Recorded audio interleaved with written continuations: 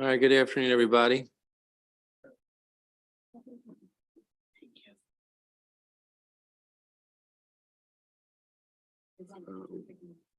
We got a lot of bills here. And we don't have a lot of time. We're gonna go till about 5:30 today. Is it? Yeah, we got a couple hours, so that's good. And then we've got another voting session set up for Thursday. I may be like picking and choosing throughout here to keep moving forward, but we are going to start with the one on top first, 866.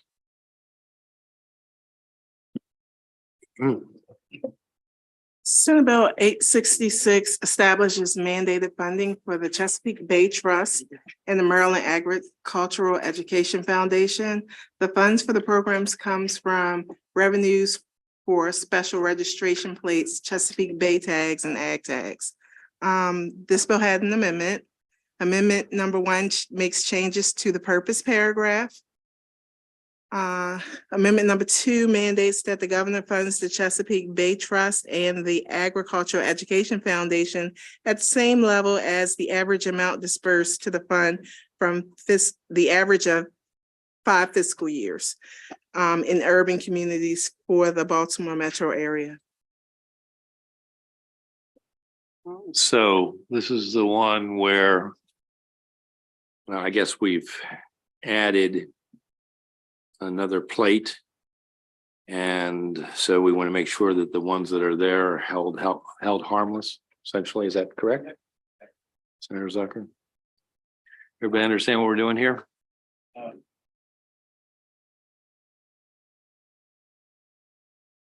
Senator Bailey? Yeah, I'd just say worked with Senator Zucker on this bill. I'm fully supportive of it. I've heard from a lot of people in my community, they're supportive of it, and I'd move favorable. Second.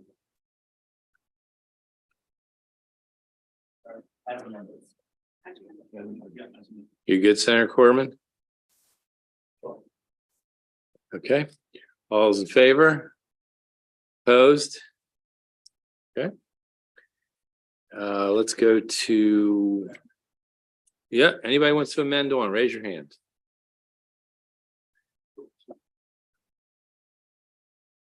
Who doesn't want to amend on? Okay, no one, Corman, yes on everybody else. Okay, let's move on to 116.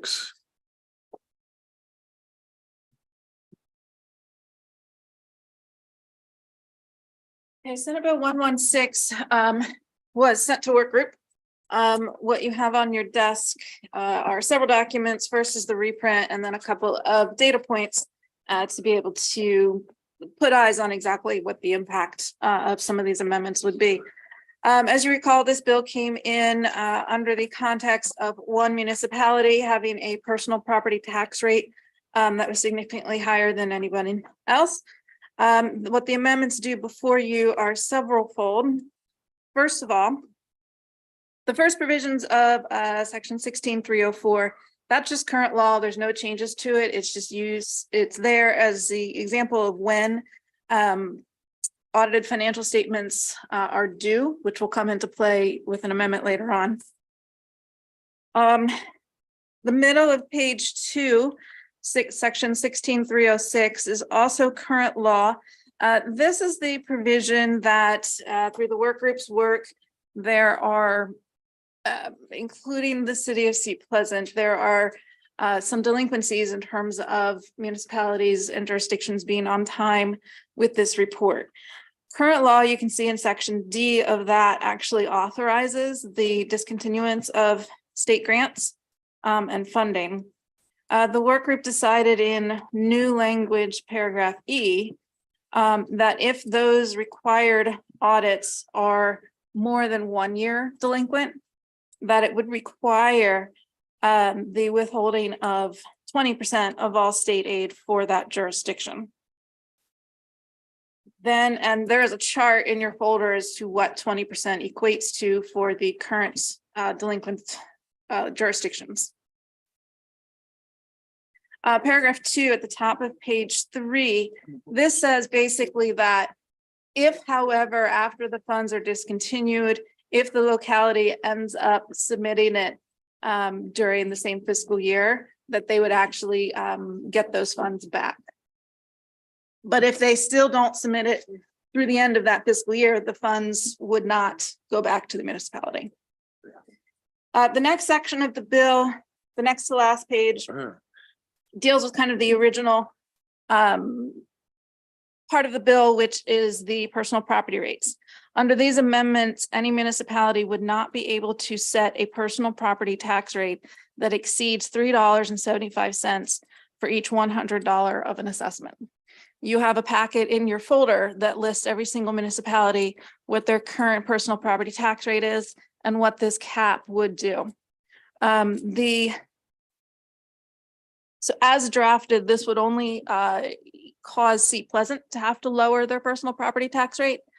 And every other municipality has at least the ability to increase their rate by another $1.10 before they hit this cap.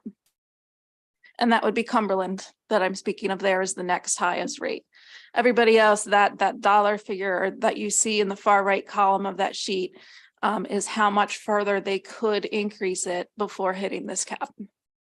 The last part of the amendment is a requirement that the city of Seat Pleasant procure an independent audit, and there are some provisions in there that help make it independent. This audit would have to be, the scope and objectives of the audit would have to be looked at by the Office of Legislative Audits. They can't hire an accounting firm that already does work for the city of Seat Pleasant. It would look at their revenue and expenditures beginning in fiscal year 2019 through today. And then it has the due dates for the reports. So that is the amendment. As discussed. So I want to thank the work group. And there was a lot of discussion on this, a lot of hard work that went into this. Senator Benson, how do you feel about this bill? Second. Okay, I think we're feeling pretty good about all the work that went into this. All those in favor as amended? Opposed? Done. Yes. I'm not changing my vote. Just a quick question for Erica. How many municipalities or counties are habitually late with their audits? Just I represent. So there, you have an attachment here. I only have back through 2019. So this is the current delinquencies. I don't know the answer to if there's some average over the past 10-year time frame or anything like that. This is just a list of current. And it's at the back. I'm sorry. It looks like this is the half page. Oh, that's that one. Yep. All right, then I am fine, Mr. Chair. Thank you. Very good.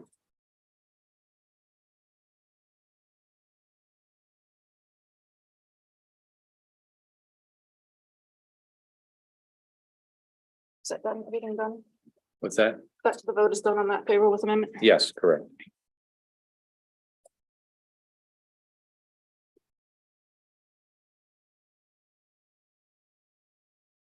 Uh, 622. Philip.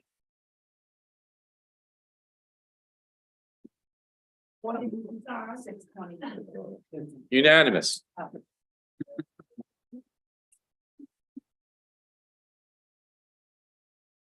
Six 22 is follow-up legislation to last year's waitlist legislation. The bill would authorize funding from the 2023 budget for the autism waiver expansions to instead be used more broadly for the Medicaid waiver expansions from the bill last year, including being used to hire and retain providers in the various waiver programs.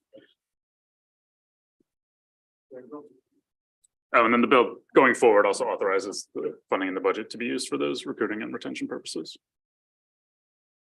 Okay, discussion. Got a motion. All's in favor? Opposed? Very good.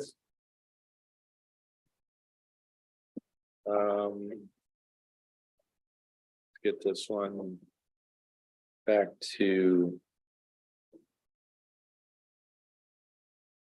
finance, 555. Yes. 622. Anybody want their name added? Raise your hand. Does anybody not want to be on it? Anybody not want to be on 622? All Okay. All B&T. I was gonna ask, you come over to 555 on this one. Okay, call them over. We're gonna bring one of the analysts over from finance. So we're gonna hold on that for a minute.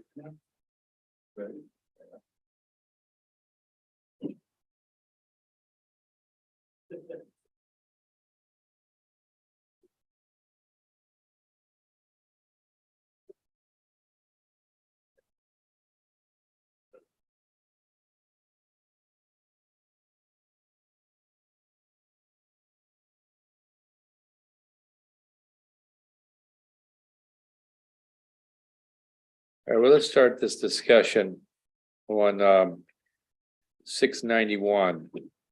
Senator King. Okay.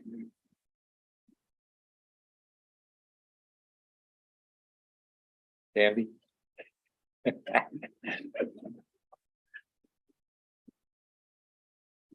Senate Bill 691. This is the home amenity rentals, sales and use tax bill. It allows for sales tax on home amenity rentals, which would be something like renting a portion of the home that does not include sleeping quarters. So I guess there's companies out there that are like Airbnb, but just for like a swimming pool or something. Right. else. And so they're actually, I guess, we're trying to make them legit, if you will, Yes. and collect a sales tax on their activities. Yes, My question for anybody is, what's the argument against doing this? I don't know that there is. What makes it? Relatively new concept. Yeah, what makes it different than like an Airbnb? What did we do there that either we should also be doing here, or it doesn't matter if we do it here? From what I understand, it's totally different than an Airbnb where there's a room where you're staying and the hotel tax applies to that. They don't want to get that far into it. They just want to keep it small for their little piece of what they're selling.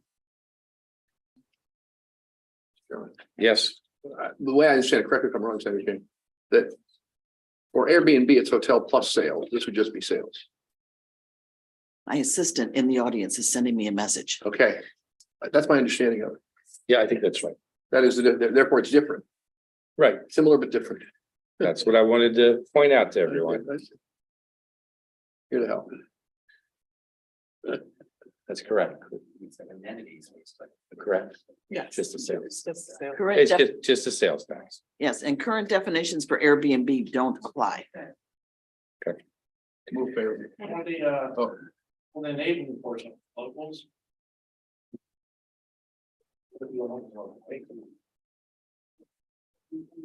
Say that again. On the, Put your mic on. Yep. On the enabling portion Mhm. with the locals, where it enables, local municipalities and counties to piggyback on it, so to speak, if they want to, or set their own rates. What if we're not interested in that up front?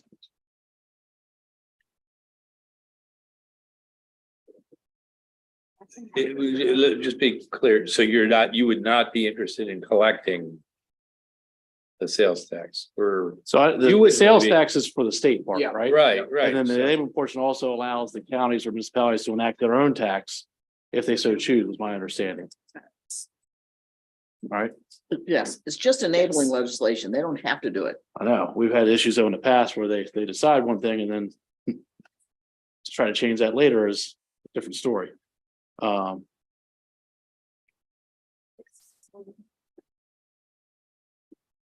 So in other words, you would not necessarily be, you're not necessarily comfortable with a local enabling a tax collected for this purpose. You got it. You articulated it much better than I did. Thank you. Yes, Now I'm confused. Is this bill as drafted enables the locals to do what?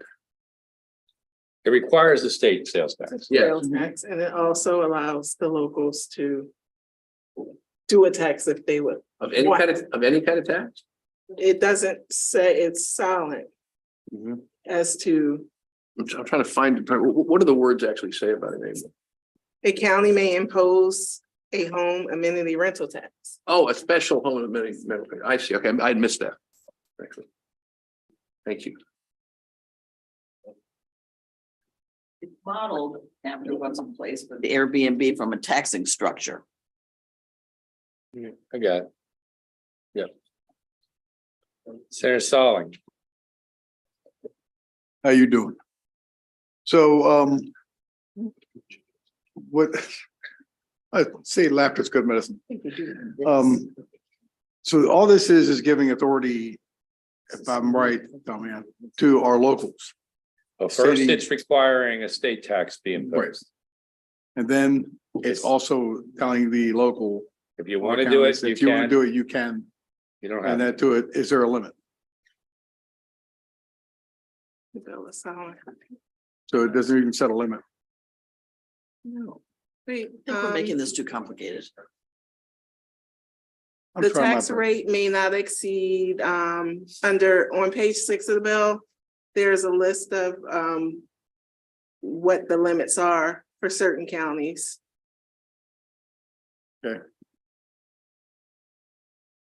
So certain ones are set by resolution. And some of them go up to 2.5.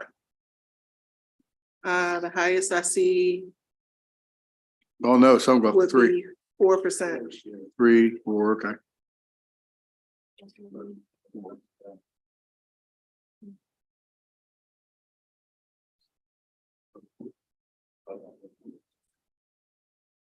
Senator Heddleman.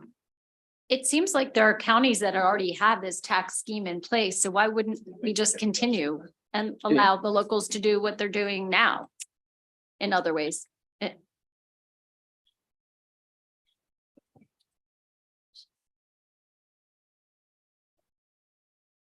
think it's just important to understand that it's completely separate from like a lodging tax. It's a different situation. Yep. but they're calling it a home. It sounds like the home amenity rental tax is something that already exists in a bunch of counties, so I'm arguing in support of keeping it in the bill as is. Yeah. Is that accurate? This is all new language. I don't see, yeah, it's all new language.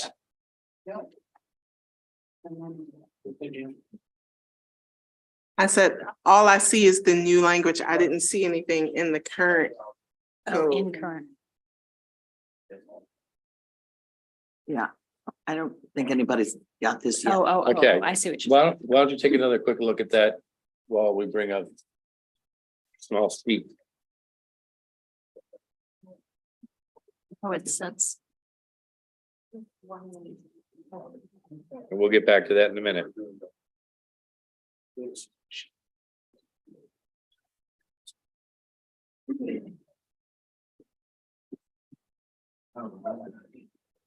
Okay, this is the Fair Wage Act. We're second on this.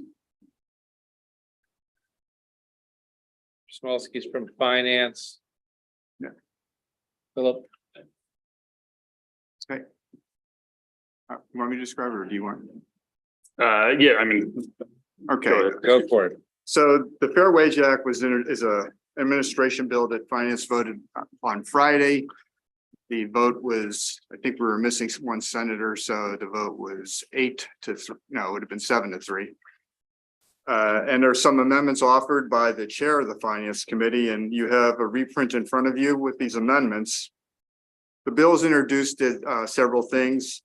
One, it repealed language that was put into law in 2019 in the Fight for 15 Act that would require the governor to put in money in the budget to pay all the Medicaid providers to keep them ahead of the minimum wage as it was increasing to $15 an hour.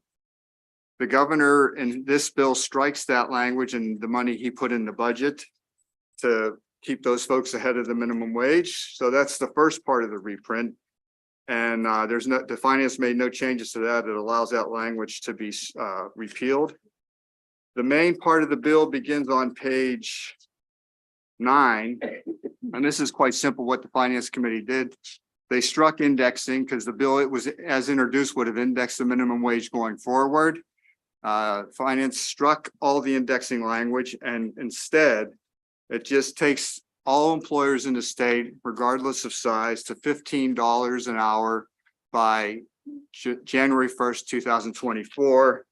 And then if you go to the back of the bill, there's a section that was added in 2019 that gave the authorization to the Board of Public Works for one time only in its progress to 15 to delay implementation by 1 year of the minimum wage increase.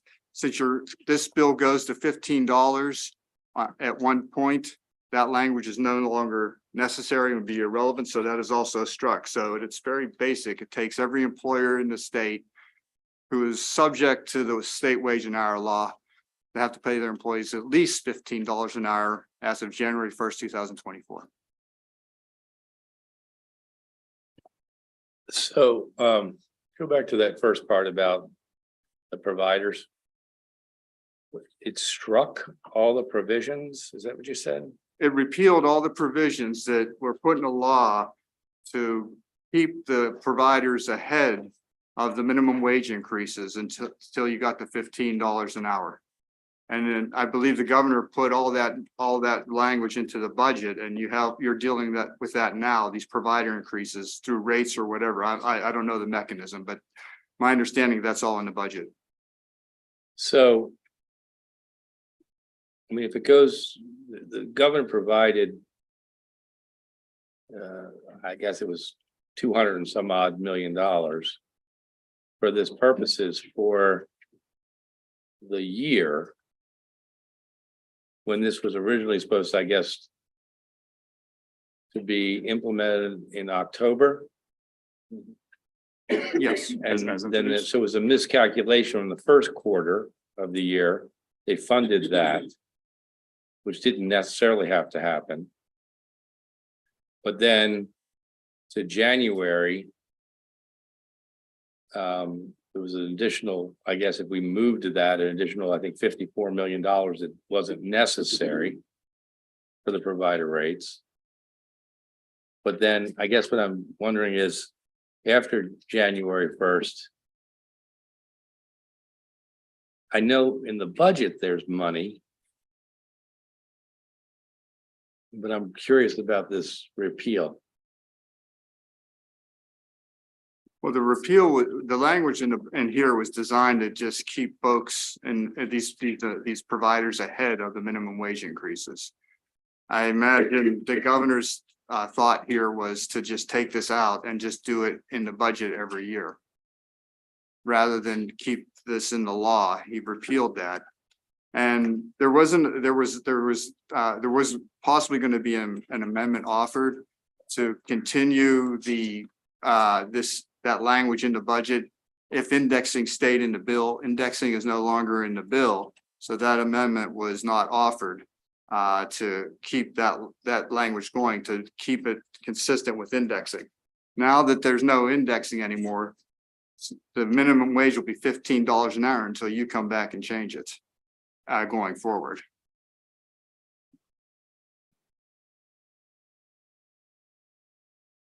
Okay. Questions? No, I just want to make a comment on this for a minute. I don't have a question right now. I mean, I think I'm good with the substance of this, but I'm just a little confused about the repeal part. I might need a little time on this, but go ahead. Well, I mean, I'm just struggling with this too. You sort of asked my question. Good. But I think what he's saying is that once you get to 15, January 1st, you're at 15 and money is in the budget for 15. And 15 till the summer, right, no, I understand that, until but July 1. right. But provider, you know more about provider rates than I do. Are they mandated or not mandated generally? They are. Okay. So the minimum wage will not go up after this round until we pass legislation sometime in the future. So I think that provision was in a different, I kind of see what they were saying, that you don't need that provision, given that minimum wage is not slated to go up because we're not doing indexing. If you had indexing, you have to do that. Yeah, I hear what you're saying. Senator Zucker? Thank you very much. David, if we keep the language in, it doesn't mean that the providers are going to get an increase above the $15, right? It just keeps, it's a placeholder. It's a, I can't fully explain why the governor repealed it, other than the fact that I think his purpose is to just do this every year in the budget to keep the providers ahead of the minimum wage increases. But after this, there won't be any increases unless you come back and increase it yourself. So it makes it actually the process a little easier to just deal with the providers through rates. Yeah, I through guess. the rate setting process. So I guess my question was, if we, again, I think I've got it, but if we kept the language in and it wouldn't create the indexing for the providers, but if we suddenly did indexing in the future, we would have a default automatically if we left the language in. Is that right? Mm-hmm. And again, this only takes you through to 2026 when you were supposed to get a 15 originally. So after that, you would have to come back, and if there was indexing, you'd have to be revisiting this language every year almost to keep them ahead. But now there's no indexing anymore, and the governor's put the money in the budget to fund them through 2026, I believe, unless you've made some changes. That was our understanding. Then this language isn't necessary anymore in the law. You think it's through 2026? Yes, that was what was done in 2019, because that was when you were supposed to get it 15. And then that was the current law right now has you going, has the minimum wage peaking at $15 in 2026. Right. Yeah. Well, was there anything, is there any danger of keeping the language in instead of taking it out? Seems like it's kind of irrelevant, therefore there's. Well, there's a lot of problems. I mean, there's just fundamentals. So we should have had the rate study done already, and it's still not done. And that kind of plays into all this, and I'm trying to wrap my head around how the timing of all that. I mean, the secretary who I spoke to yesterday, broadly about other things, suggested that there was a very good chance that it would be accomplished through this year, which would be a good thing. The rate study, It's gotta be accomplished, yeah, I got you. which changes everything, right? Yeah.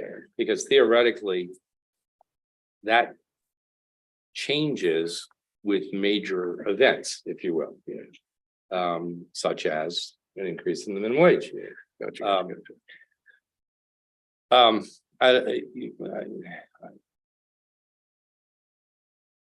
I hate to hold up finance, but I think I'm going to hold this. I have a few more things I want to work through, or I'm convinced we're in good shape. So, thank you. Appreciate you coming over. Just let me know when you.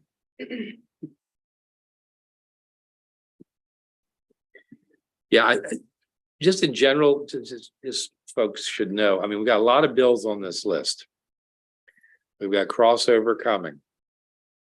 We don't have a lot of time because, as you've heard from the president, we may have double sessions going forward from now until Monday.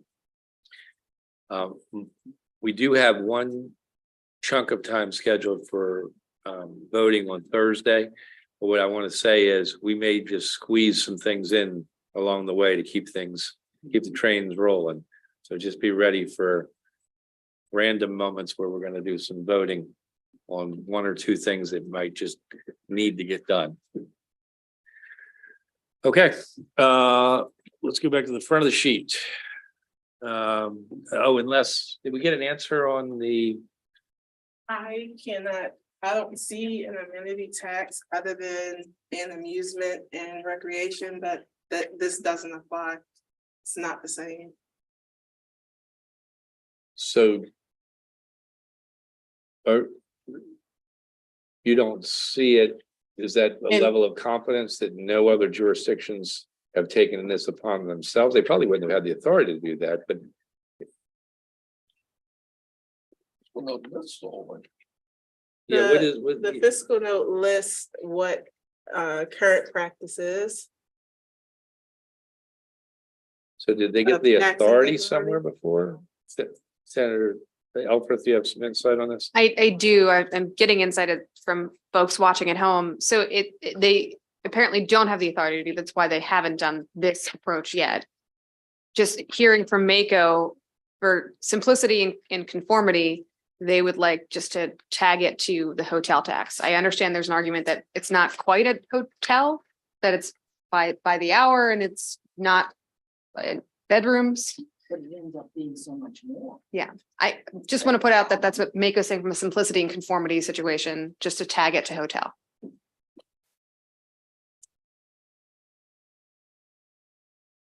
Okay, clearly this one's gonna need a little more work. Yep. All right, let's go to, you can say, because we get.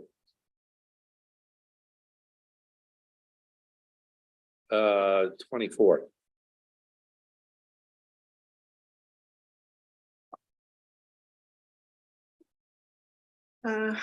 Senate Bill 24, as amended, alters the calculations of the maximum amount of debt that the Department of Transportation may issue.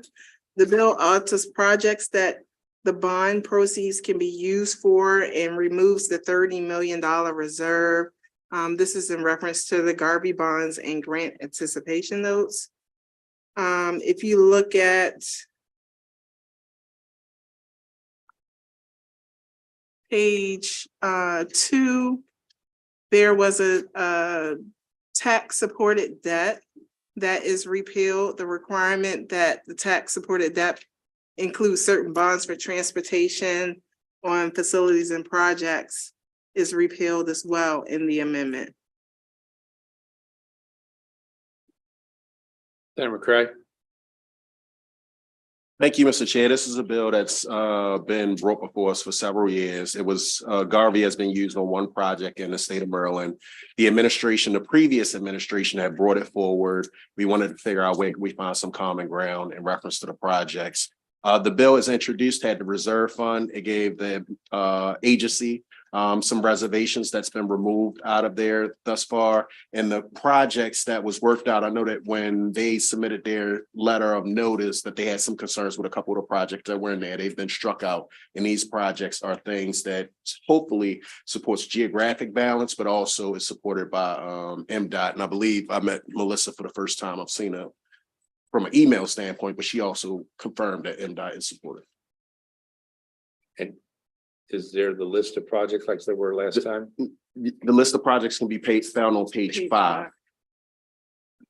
So you see 0 bus admissions, you see the Southern Maryland Rapid Transit, you see designing and constructing improvements to the Maryland Route 2 and Route 4, including the Thomas Johnson Bridge, design and construction improvements to Route 90, designing and construction improvements to Interstate 81. Did what's the posture? In the red line, I forgot which was the number one. Yeah, right. Yeah. Yeah. What was what's the posture? Did the House pass theirs already? They did. And this is this is conformed to the House bill. Same posture. And Yes. it's important to recognize, because I think that this got lost in the conversation in previous years, like any bill can't just be used for Garvey. Like this is typically done for something that's very big that has to be applied for the federal government.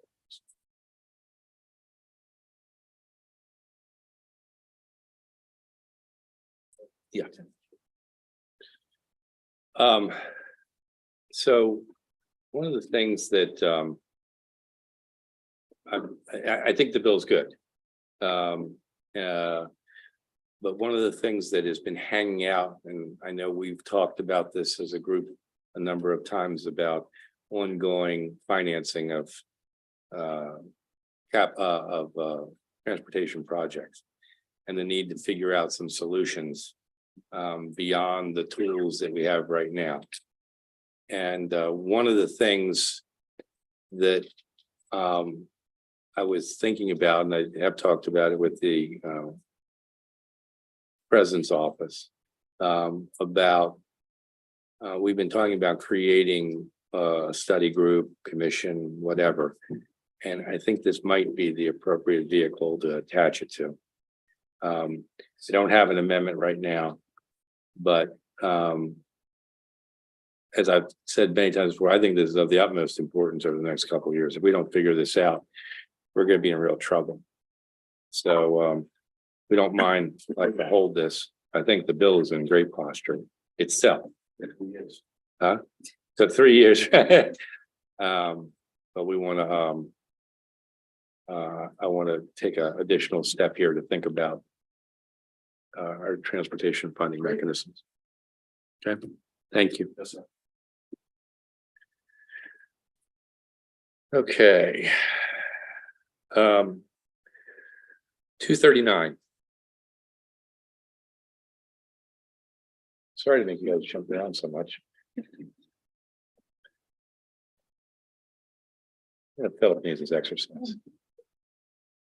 Senate Bill 239, this is a bill that would require the state health plan to allow for domestic partners to be enrolled. You had previously discussed that there were some questions about how it worked. Back when DBM was doing this, that was prior to same-sex marriage being legalized. Didn't know if there were any particular follow-up questions you wanted me to go through first, or? We had a number. You had some questions, didn't you? Yes, you didn't? No? Okay. Everybody understand this bill? All right. All those in favor? Aye. Opposed? Okay.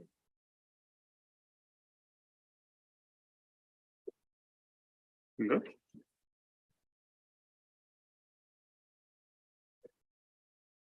We had text bill.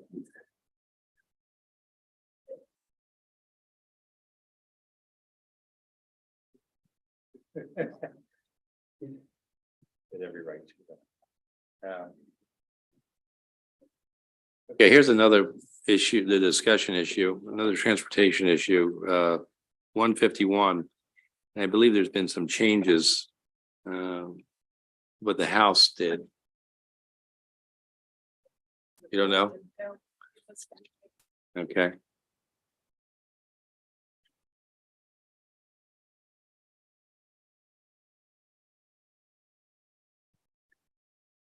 I can see if anything's online, but no one. I could have sworn that they were doing, they cut the cost.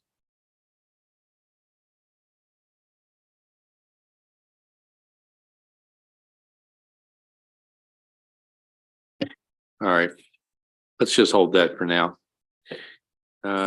Okay. 311. That's you, Erica. Yeah, I need a new folder. Okay.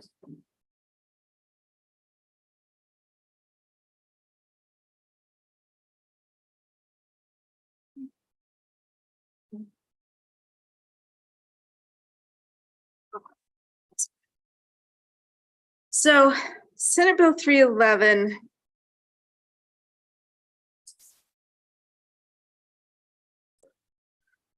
Good. Senate Bill 311 deals with what we frequently call the non-public placement program, which is if a public school cannot provide the services, the level of services needed for special needs children, then they can go to a non-public school.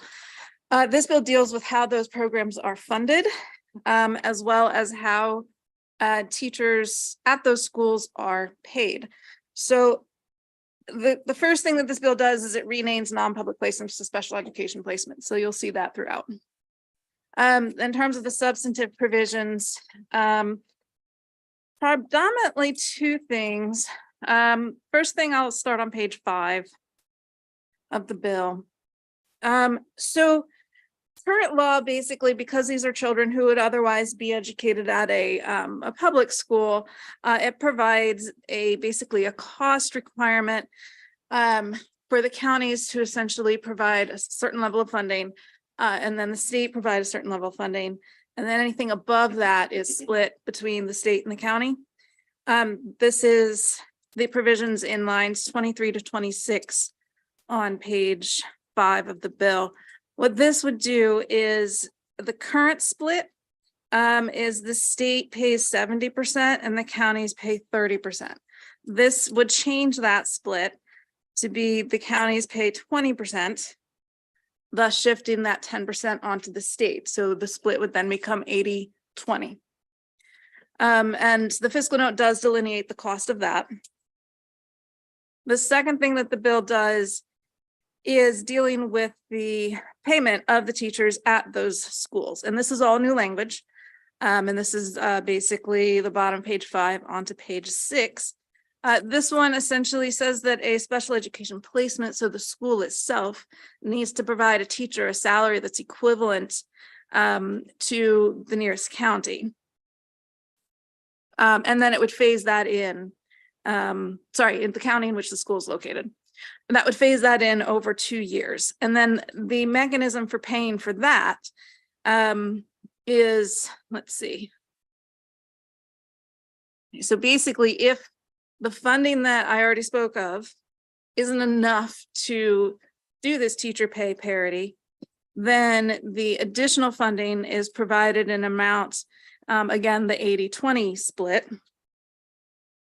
And then, so that's an additional state and local cost. So the combined cost of those two actions is on the first page of the fiscal note. The broken out cost of those two actions is on page, there's page 4 of the fiscal note for general fund expenditures for both the cost sharing shift and the teacher pay equity. And then page 5 of the fiscal note has the change of local expenditures on the bill. Obviously shifting from 70-30 to 80-20 would save the county's money. But then the teacher pay equity part would cost the county money, thus a net impact. So that's the bill. I haven't had anyone mention amendments to me. That's the bill. Other questions? I got a couple. Am I understanding correctly that when you put together the pay increases with the cost shifting, it ends up being all in, it's a net cost to the state and a net benefit to the counties? Correct. That's correct.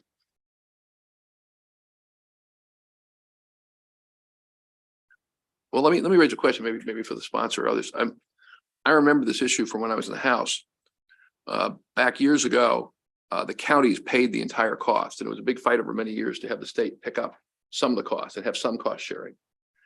And the argument against the state picking up more or much at that time was very much that it is basically the school systems that make the decisions as to whether they help kids in the public school system or they send them to these non-public schools, and that the incentives would be sort of wrong in terms of there wouldn't be cost control basically. And this seems to move it even more in that direction. So the counties have less skin in the game. Be interested in the sponsor's thoughts on that. I'm all for having everybody have skin in the game. So look, I think it's I know the House is working through it now, and I'm expecting a bill to come out of subcommittee in the House. At least I'm optimistic. My sense is that, look, I mean, I think we ought to, if we're gonna move it, I think we ought to explore, possibly shifting more to the counties, but, I'll leave it up to the wisdom of the committee, but I think the biggest thing is just trying to, look, I think ultimately there's a cost sharing when it comes to educating the students. So we were initially, when it drafted, based on where we were structurally and financially in the state, we were originally thinking of picking up more of the burden for the county. So I don't know if there's any like philosophical thought we had behind it, except just trying to ease the burden a little bit, but I'm not feeling one way or the other on it. Yeah.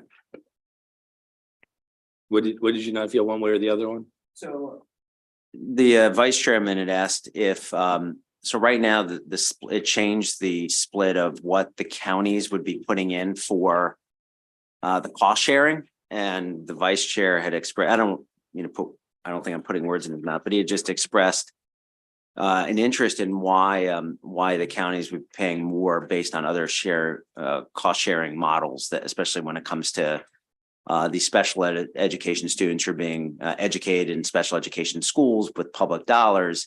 There's a certain cost sharing there. Why would it be less for the counties? And I said, well, when the bill was introduced, Mr. Chairman, we were in a different economic situation. And things have changed in terms of, so I just said to the vice chair that I would certainly be amenable to like putting more cost sharing on the counties, but I don't feel that strongly one way or the other. And that's where you caught that.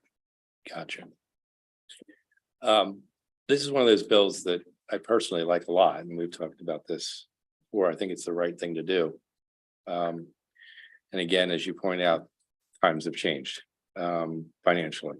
I don't know, maybe we can have a couple of us get together afterwards, but right now, and I brought this up, and Eric and I have been talking about this. If we can, if we went to the may instead of the shall, and see how that would go for a little while. But I'm going to let Erica describe what she's sort of figured out in that space. Sure. I have not figured out a solution, but several options. So I think in order to have that conversation, we need to separate the two parts of the bill. The one that shifts the cost sharing versus the teacher parity one. I mean, the options for teacher parity, because it is requiring the schools to phase up to a certain level, that requiring therefore necessitates required funding. So it's not as simple as going from a shall provide to a may, unless you do something like, if a non-public placement, increases the salaries, but then the onus or then there's a cost share, but then that's a fiscal cost based on somebody else's taking an action as opposed to a governor taking an action, which is what you all have done with all the other bills. So it's a I mean, there's some programmatic decisions I think that would need to be made in order to effectively shift it from a shall to a may, which need to be discussed.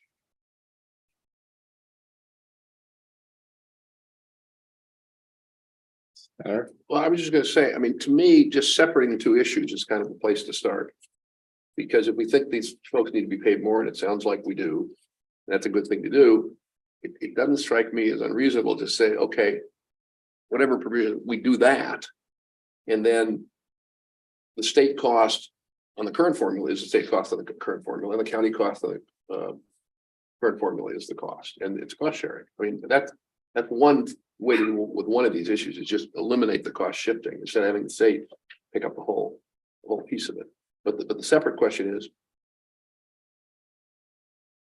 which I guess both of you raised, and I don't really understand, is how do the mechanics of the pay increase work exactly? They've got to be comparable to the neighboring counties, essentially. Comparable to the county in which the non-public school is located. And Let me make sure, is it comparable or equivalent to? Let me check that. So that could be the equivalent to. And who decides that? It's not stated. You'd have to get that issue too.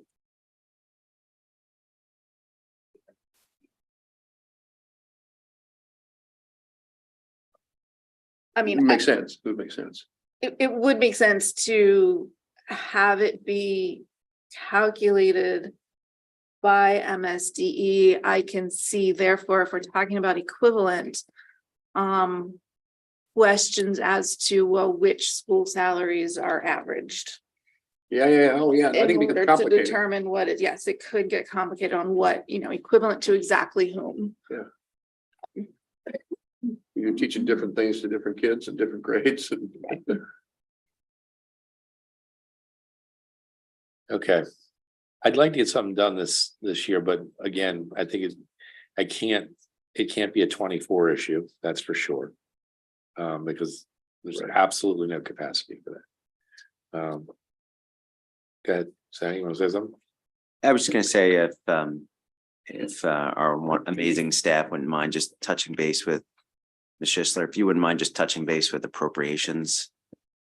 Because I think that there's been a lot of discussion in the House on this, and I just think it might be, I don't want to recreate a new wheel if there's something that the House is already thinking, and I certainly don't want to put words in the House's mouth, but I just think. Okay. Is that fair? Yep. Okay, that's great. Mayor Jackson?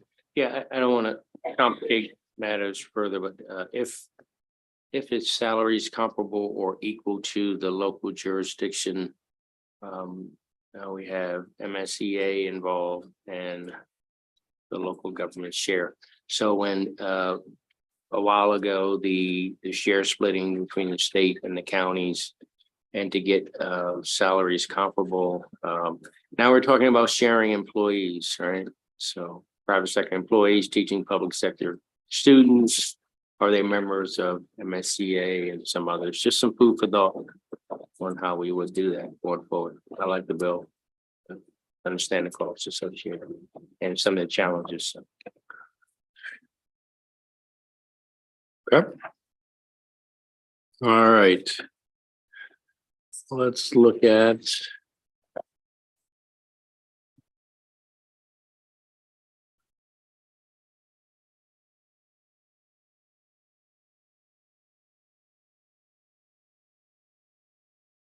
All right, let's look at the ones we've got some amendments for. 350. Erica.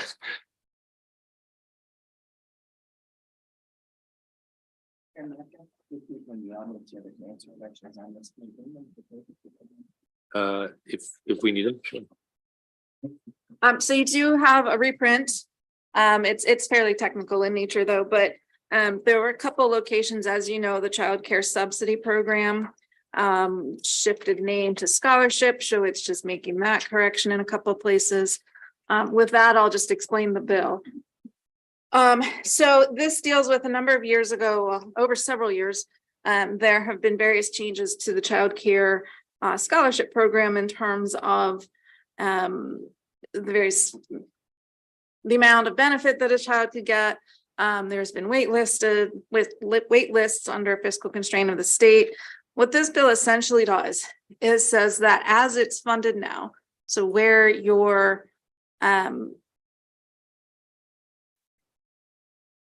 it's where your the number of scholarships that are be given, the number of people that can enroll right now, the baseline of where we are now would be frozen in this bill, thus preventing wait lists in the future, except under two conditions, which are listed on page 3 of the reprint.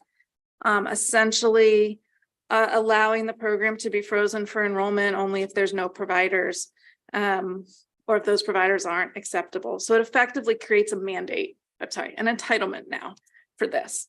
And then it says that if they are going to freeze it, it then would add a reporting requirement to notify the General Assembly. In terms of reimbursement rates, they would need to maintain the reimbursement rates that they currently have or go higher. And then in terms of the co-payment, which for some families, they do have to share in the cost of childcare.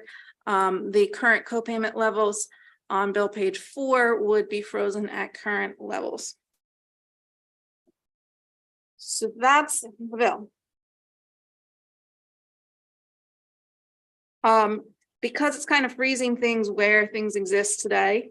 There's no cost in fiscal 24, but you can see the note, the fiscal note does say that because it's established an entitlement program, it would eliminate the ability to deal with potential fiscal constraint issues. And the other important thing to note is that the reason why all kids are being covered right now is effectively federal funds, which are going to be expiring. So that's the bill. The amendments are pretty technical. Happy to answer any questions. Previous cost in here somewhere. Yeah. Previous cost? Previous, Cost? like the 23, well, I don't know. Yeah, so the current budget is in here. It's not So immediately jumping out. the budget as introduced, the 24 budget as introduced includes 68.5 million in general funds and 105.1 million in federal funds. That's on page 3 of the fiscal note.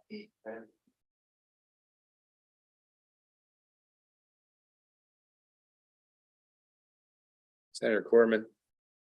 Well, it's along those same lines. So that's this year's budget, which is incorporated with federal funds to help support that.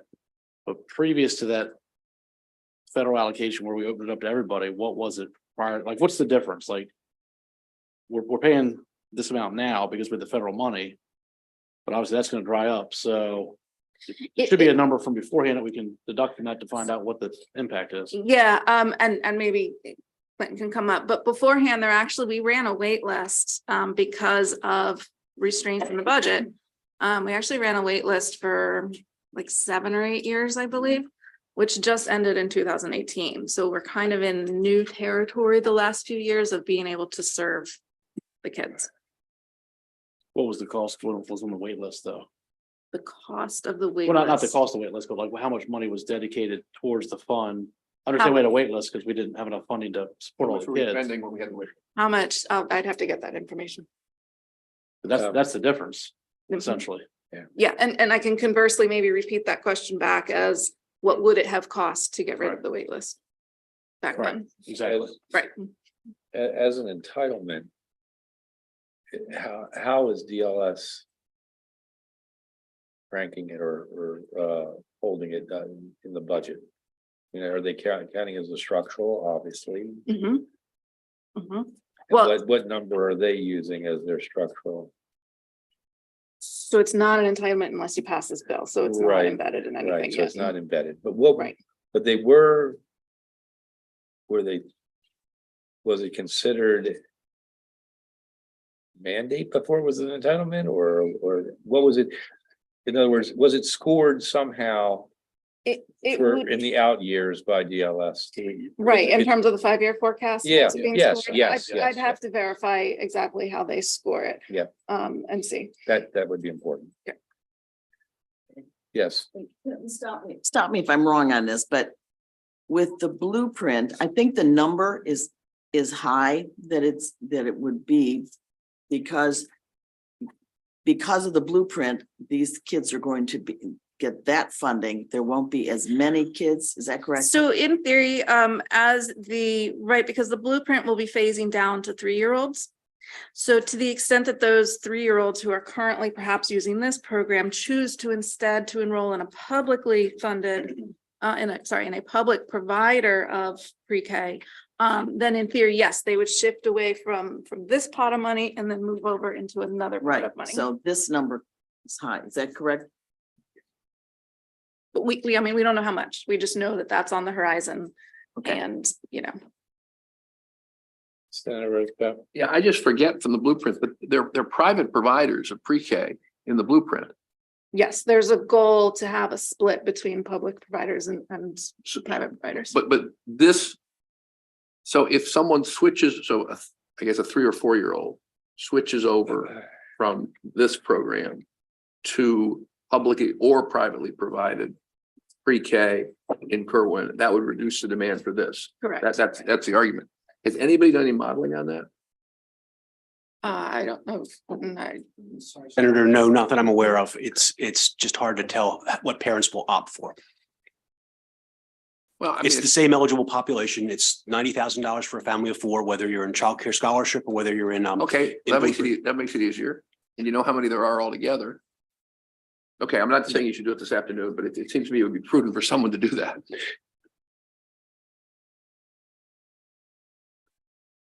Other questions? Well, go ahead. I mean, actually, just where we started is like, I still can't get my head around. So how much of a cost are we committing ourselves to if we vote for the bill as amended? That's my clear. Yeah. Okay, to be Right. continued. Yeah, I mean, the thing that I feel I need is that, I have some. is the scoring. Mhm. Yeah, Because quite frankly, everything that we do right now, particularly over the next couple of years, yes. it's really all about the structural at this point, as we start looking out into the future. And so if they're already scoring at a certain level, that's one thing. Mhm. But if it's not in there yet, that's a whole nother story. So, conversations with Clinton, and please correct me, if I misstate things, and testimony provided during the bill hearing said that the Reese Center at Towson, worked with them, and basically assuming that when all the federal funds expire, which some expire in 24, some expire in 26, the deficit will be somewhere between 52 million and 60.4 million.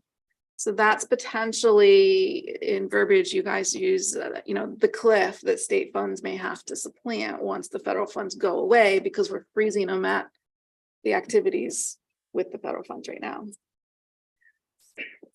But then there's like new money potentially coming in that I think the Biden administration just did. There's a lot of puts and takes that are coming up in the next few years to try and see what would happen. Senator Hellman, do you have a question? I was just gonna make that point too, that we do have new federal money coming in through the omnibus bill. So I understand long-term and out-year structural issues, but midterm, it looks like there's federal money there. The note I have here says that new federal programs, right? So right now, the estimate of the gap Right. will be 52 to 60 million. With the new program, that's only bringing in 21.8. So it's effectively cutting it in a half or a third, depending on which of the estimates you go with. And is the federal money permanent federal money until the Congress changes it, or is it like a 3-year program or a 5-year program? It's in perpetuity. Gotcha. Okay, thank you.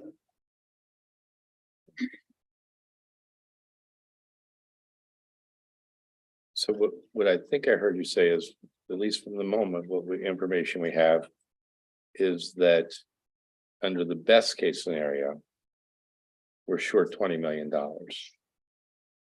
As it's billed. More like 30. Okay. Okay. I think we're gonna get some more information. Thank you, Clint. Okay. 470.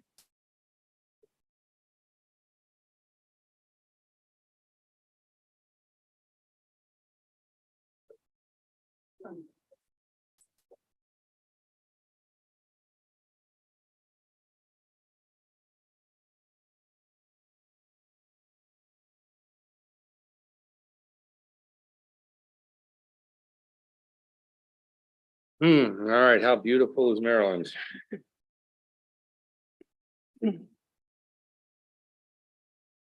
So Senate Bill 470 establishes land conservation goals for the state.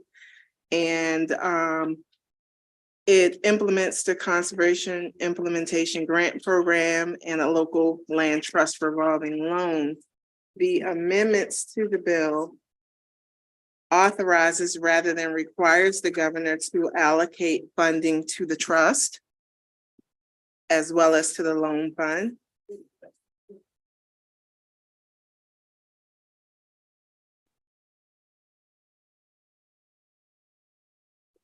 And authorizes, the amendments, the authorizing language can be found on pages 3 and pages 9. I'm sorry, 3 and 6.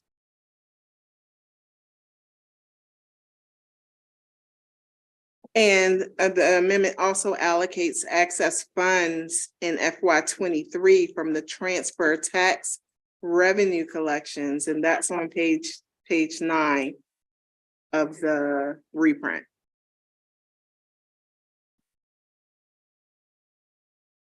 This bill in some form was introduced last year, and the bill was separated out. This was separated out.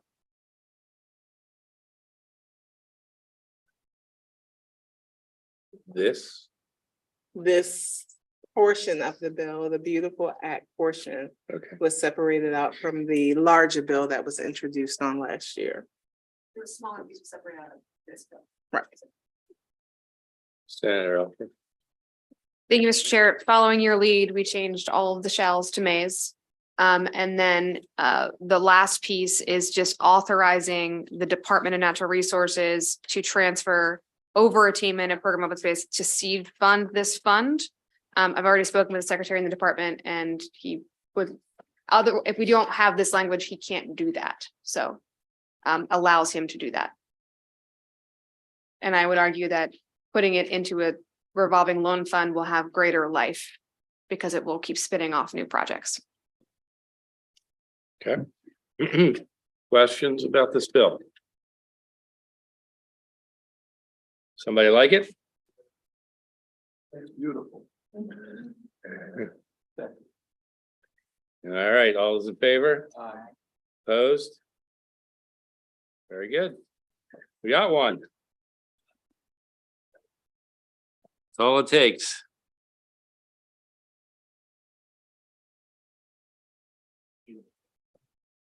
All right, let's do another one. I want to do this next one. 493.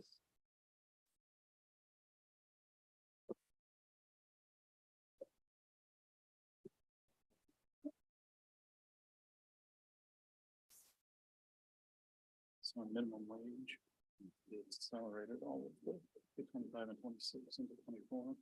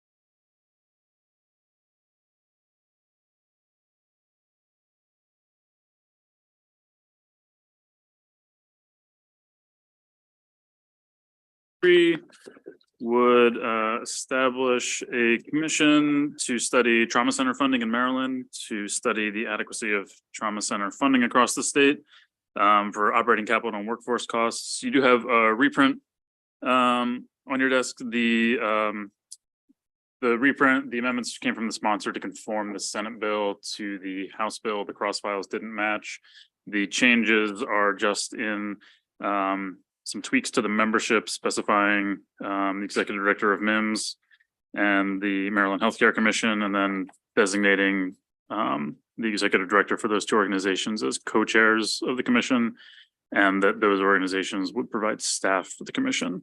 The substance of the bill for the commission duties is unchanged in these amendments.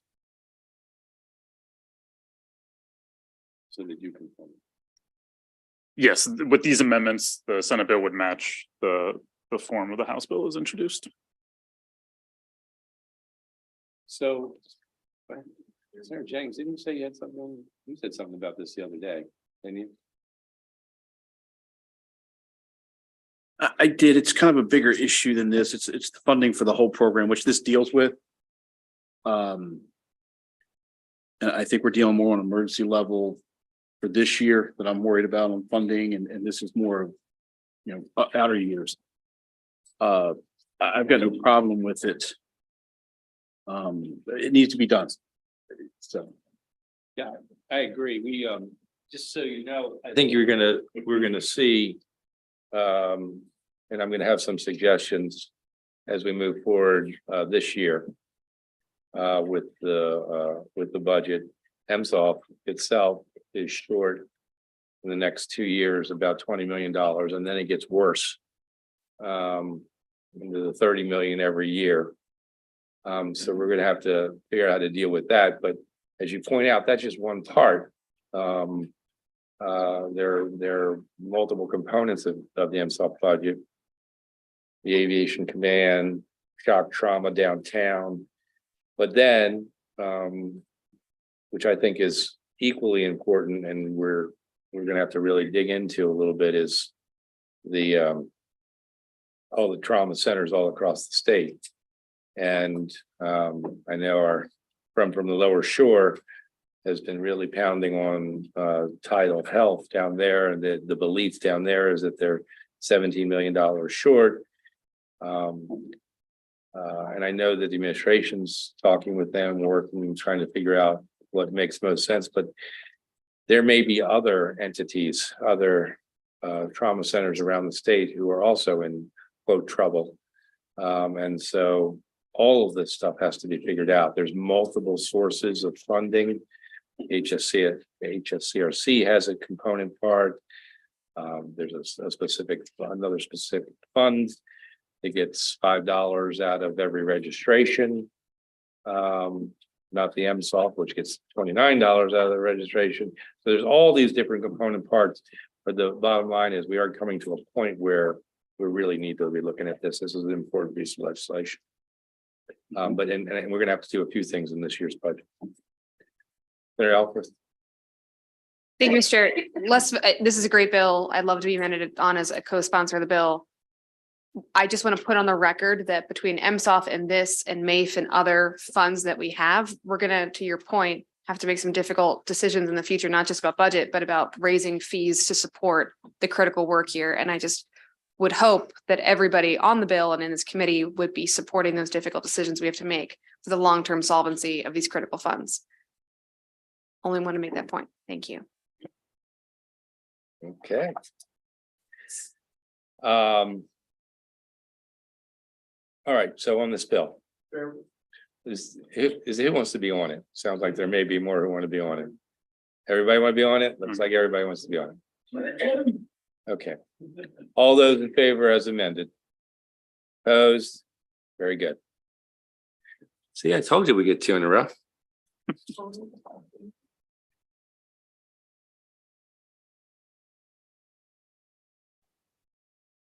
All right. Let's get that. 501. 501.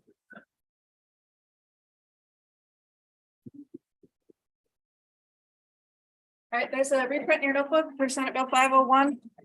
You effectively had 2 bills dealing with very similar things, which was 501. But 2 bills were dealing with infrastructure at libraries. One bill was for county libraries, another one was for Enoch Pratt. The reprint that you have in front of you, the chairman asked me to merge the 2 into one.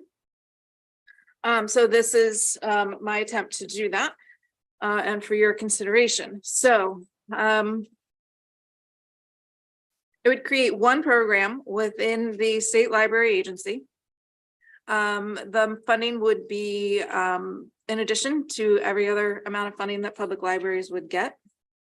The purpose is to address, and this is on page 2 of the reprint, you can see at the bottom of the page, kind of the overarching goals of what these infrastructure improvements would be. Top of page 3, taking from this bill, had a county library 20% matching requirement that the county would have to provide or municipality would have to provide. The Senate Bill 502 had a 10% matching requirement for any Enoch Pratt programs. That's brought in here. Sets the minimum amount of $500,000. They would have to apply. They would, okay. It shows what the application needs to have. On page 3, line 22, as the bill came in that applies to county programs, it had a limitation of 2 grants in fiscal year. I don't know if you would want that same limit to apply to the Enoch Pratt systems. As drafted, it would. Secondly, there are factors for recommendations of the grant listed on page 4 of the reprint. Types of projects are in the middle of page 4 of the reprint. And then in terms of funding, that's on page 5 of the reprint. Senate Bill 501 came in with a $40 million mandate for the county programs. You can see that this draft maintains the $40 million, but changes the shall to a may. Then Senate Bill 502 came in with $10 million for Enoch Pratt. So that is brought into this bill and also uses a may instead of a shall. Both of these have always been just through fiscal 2029, and then the program would sunset. And then finally, there's a reporting requirement. Questions? Senator Alfred, oh, sorry. No problem. If you could go back to on page 3, line 22. Yep. You raised a question of, we need to consider whether to include the no more than 2 grants. Now that Enoch Pratt is included, is there a particular reason? Yes. So as I was drafting this, I realized what the chair wanted me to do is maintain the 40 million just for the counties and the 10 just for Enoch Pratt. Right. So if you all stick with the 10 just for Enoch Pratt, I'm not sure it makes sense to limit it to 2 because they have access to the 10. They're not, there's many branches of Enoch Pratt. So maybe you want to stick with 2, but I just wanted to throw that out there. Okay. As a way to merge it. I didn't have that answer when I was working on it over the weekend. Okay, thank you. Senator Alfred? Thank you, Mr. Chair. I had this bill a couple years back where we raised it from 5 million that was set in 2008 to 7.5 million, and that was in 2021. Erica, if we put this at May at 40 million, I'm just concerned that if we have a horrible budget year, would that eliminate the mandate of 7.5 million? Can the governor go below that, or that's the floor? This is new and on top of. New and on top of. Correct. Okay, thank you. Senator Hellman? Thank you, Mr. Chair. Can you tell me, since this is somewhat currently in existence, there's no cap on what the grant amount could be per county, is that right? Yeah, that's correct. Not as introduced. I think the cap idea came in with the 2 projects per county, Right. but not a monetary cap. Let me And- check 502. I don't think. I guess I just am concerned, and maybe you can tell me in real life experience how it's worked, that, you could see one county having an enormous project and therefore using a huge chunk of the money. I mean, how does that work practically? Well, I mean, again, this is new and on top Right. of what we do now. The bill would leave it up to the state library agency to evaluate applications and distribute. The bill is other than the 2 project limit, there's no other limitations jurisdictionally in the bill. So I get that it's on top, but like with the is it 7 million now? So 7.5 million, have they been kind of relatively the same amounts in their granting? In terms of which projects got what? Yes. I'd have to dig into some data and see how that's been distributed over the past couple of years. But we don't think that that has been, like, nobody's heard that that's been an issue, have you? Of disparate amounts. You know, I mean, to my knowledge, with that capital library grant program and existing law, I mean, kind of the libraries kind of gather and put forth their priorities. and so there's consensus and Yeah. there's representation from state. That's my understanding. Okay. And I know during hearings, they're usually, very supportive of what's in the budget. Okay, So, just curious. Thank you. Senator Salling? But then speaking on the part of the senator, isn't it a possibility we could put a cap on that? Or if for certain projects, or we could put a limit as an amendment? anything can be drafted. That's true. Anything can be drafted. I mean, they're gonna be governed by the same group, right? Essentially, this money. It's the state library. The other one is, yeah. Same group, State Library Agency, which you all made an independent agency 5 or 6 years ago, maybe longer. I mean, when there are a lot of, just like with the community colleges and with the hospitals, which has a very small fund through the Hospital Association. I think with the limited resources, I think everybody, they know that they can't feed on each other. They need to come to agreement every year on who gets the next round and how much.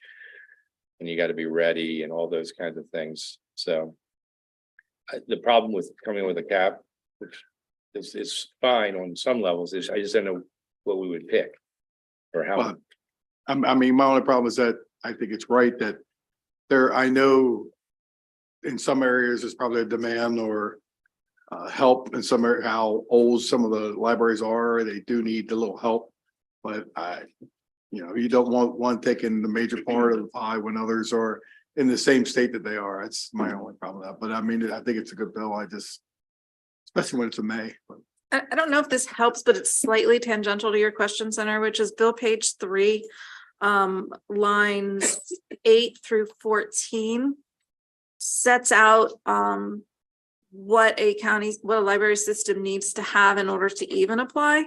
One of which includes a master plan that includes the description of the project that's been approved by the governing body of the applicant. So that puts a little, work has been done by a governing body and says, yes, this is needed. Also. Not having the burden on the state, I've always stated that maybe we could put a little bit for the planning part on the county, saying if they would do something like that, then the state could go forward, maybe. Well, at the top of bill page 3 for county library projects, the amendment would require a 20% matching fund from the locals and a 10% for any knock-prop-free project. Okay, thank you. Senator Corman. So, just following up on with it earlier. And I know it's shout May, but it's 7.5 million to 40 million. Or 40 million on top of that. I don't know, I mean, that's a pretty drastic. Yeah, it's a Increase. temporary 4-year-long Right, program. okay, I was just clarifying, thank you. Yes. I think so I think I'm getting, my original question, I think may sort of some of our questions may be answered by line 27 through 29, where each year the state library agency shall make recommendations to the board. So I guess we're looking at a 4-year project. So that'd be 4 years or 1 year. So if you're adding the 40 million and we're talking each year, they shall make recommendations regarding grants. Yeah. The bill, Is that enough time? I don't mean to cut you off, but is that enough time to assess all the libraries we have in the state? And if there's any challenges that they may have within a year? right. So if you look at page 2 of the bill, line 23. stated, it's a purpose statement, but basically the purpose of it is to address aging infrastructure. And I just realized that capital needs to come out. Identified in a 2022 facilities assessment that was done. And then they came to the hearing. It was done both for counties as well as Enoch Pratt systems. And the counties testified. They had some statistics about, the condition of some of the buildings, but there is a report out there. I have a copy of it. I can certainly forward it if you want Yes, to see it. please, if you could, I was just, Yep. For turnarounds, sometimes may not get us to what we need, but thank you.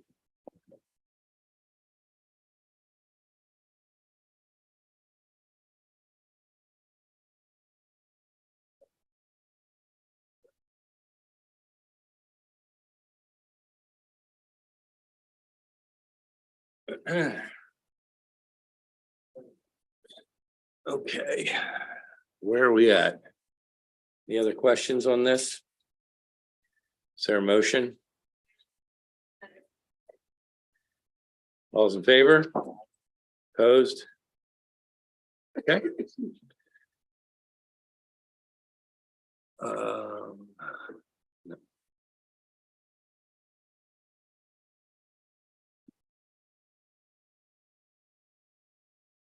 Let's see what 510 looks like.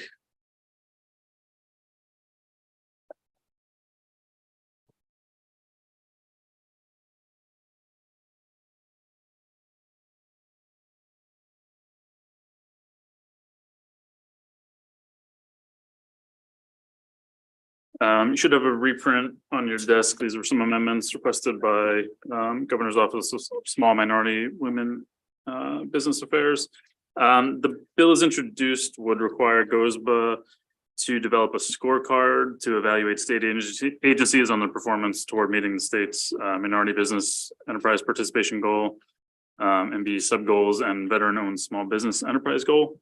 The amendments before you requested by GOSBA are going to be on page 2 of the reprint. The first one is to strike the reporting on the sub goals. They indicated they don't have those to track. And then the second piece is in the middle of the bill.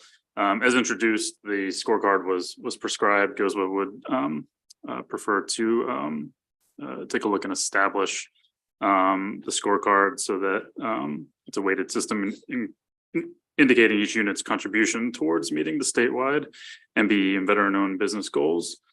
And then just technical change on the bottom requiring the office to publish the grades each year on the office's website.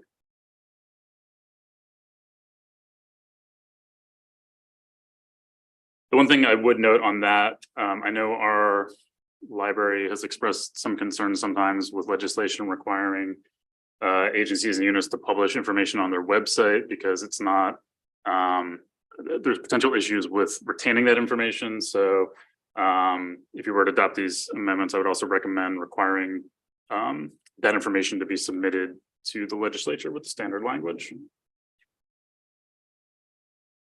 so that the library can retain it. Oh, our library. Yeah. Okay. Yes. Right. All those in favor? Opposed? Senator.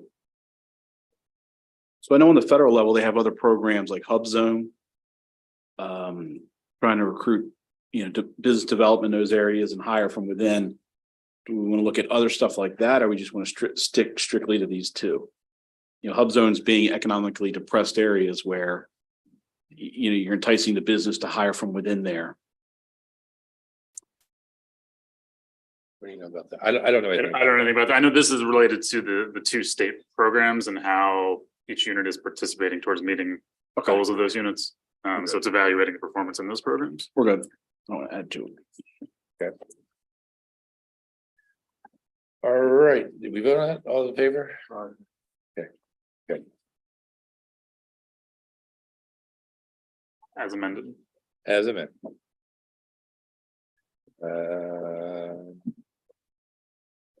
What do we got here on the next one? 514.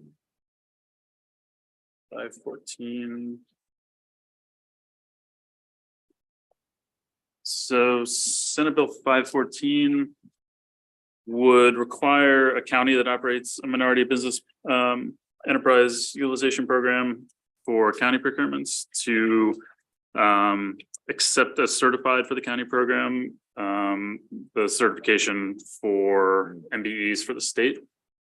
There was some testimony indicating, I guess, concern on the part of whether that would cause an influx to MDOT having to do a lot of certifications.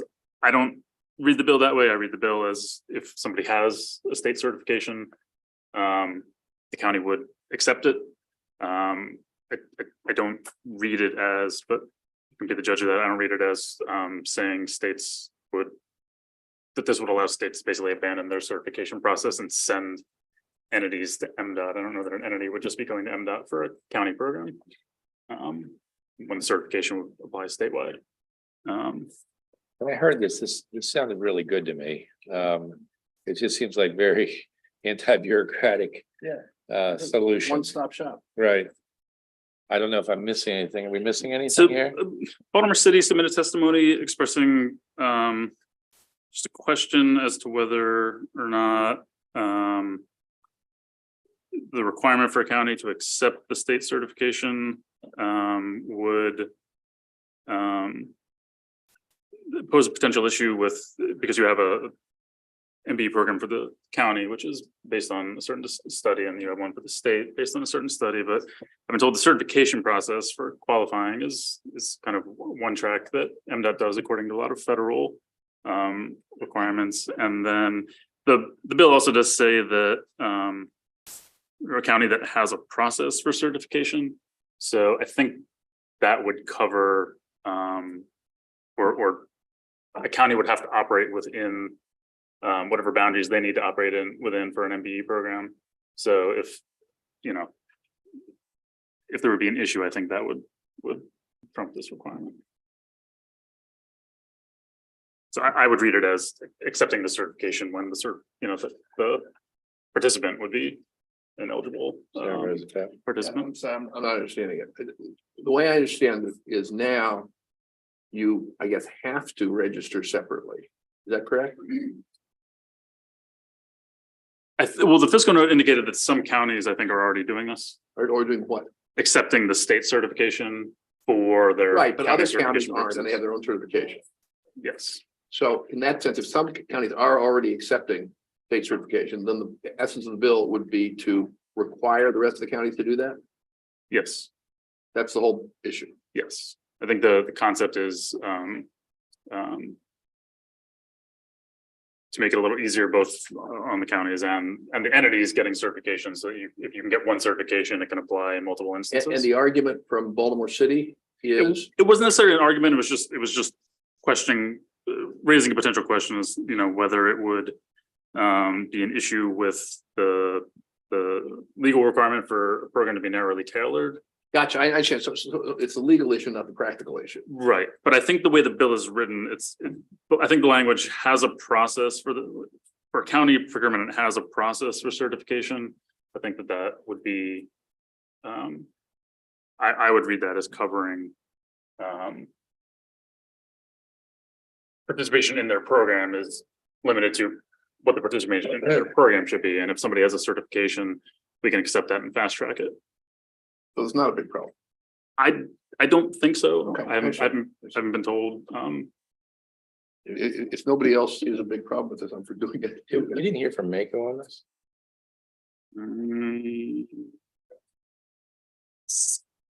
No. Okay. Senator Alford? Thanks, Chair. Philip, I mentioned in the hearing to the sponsor, if municipalities could be included in this, is anything stopping them from? I mean, this is just creating, as the chair said, one possible streamlined process that counties could use if they don't have their own. I don't know if any municipalities are operating programs. That would be the only question I would have, but if they're aren't, I don't see what the harm would be. It's not a hill I'm gonna die on, but I think it's important. Some of our large municipalities may have goals at the very least. I mean, I think we should be using everything we can to make this better. 'Cause Right. it's Not been good.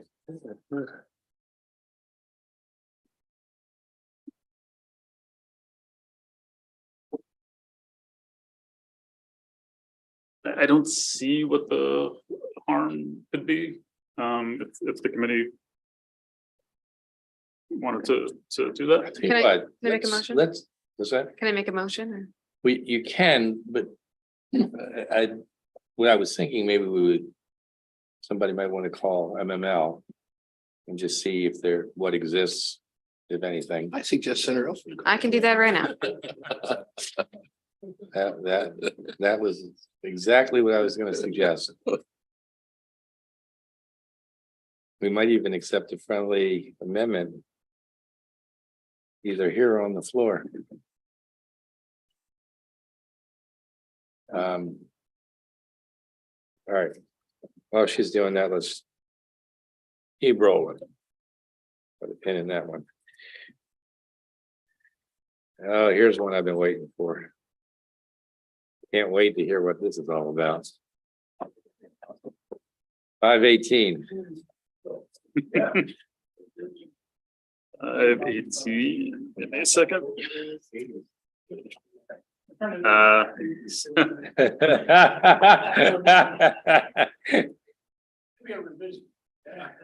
Tax increase, only for Western Maryland. So 518, this is a bill related to tax sales. And it's the testimony of the hearing is this addressing an issue with kind of what's referred to as zombie properties where they've gone through some part. Statewide. Yes, this does apply statewide. So there's a couple things. So generally it's instances where you have a property that goes through tax sale and then at some point after the tax sale, the advancement of the process with regard to that property kind of dies, whether it be after filing the foreclosure and failing to prosecute that case, or if somebody gets a judgment and then they are basically kind of walking away from it and not following through and filing the deed and taking possession of the property. So the first thing the bill does on page 2 would be to allow governing body of a county or municipal corporation to file a motion with the court to assign the certificate to that and the local government entity. If a foreclosure action has been filed on a property that was sold at tax sale, but the foreclosure action is subject to dismissal for failure to prosecute it. So then the county or municipal corporation would then step into as the certificate holder. The second thing the bill does on page 3 would be to, this is related to when there's a final judgment. And so if they don't comply with the final judgment within, and you have an amendment, the bill is written said within 90 days, the amendment would make it 105 days. To pay the balance of the purchase price and any penalties, the court could, for good cause shown, enter a judgment, striking that judgment and then directing the local government to take title to the property. And then on page 4, final piece is this would allow properties to be withheld from the tax sale process if it's a vacant building or structure that the local government intends to demolish because the building or structure is unsafe or unfit for habitation. And then there's a concomitant provision on page 5 related to the certificate of sale related to that property. Well, you get a quarter for that word, then were there any opposition to this? I don't think there was on this one. Hedelman? Have notes here that, and maybe you said that and I said this and I missed it, but I think I had notes that SDAT had recommended notice provisions are needed. Was that included in here or not? They did so in both instances. So on the failure to prosecute the foreclosure proceeding, there's a provision, this will be on page 2. lines 18 through 23, so the local jurisdiction would have to, the certificate holder would have an opportunity to respond and show good cause why they've been failing to prosecute the case. According to the fiscal notes, failure to prosecute basically means you haven't filed anything in the docket for a year. So it's a 12-month period where the certificate holder has filed something and then hasn't done anything. But there is still a provision here that allows them to respond to a motion to assign it to the local jurisdiction. And then with regard to provisions on page 3 and 4, on page 4, if the holder of certificate submits a deed under the section, then the motion by the local jurisdiction would be moot. So if they come into compliance, they would be able to redress the issue and avoid the assignment. So I think those provisions get at what SDAT was bringing up.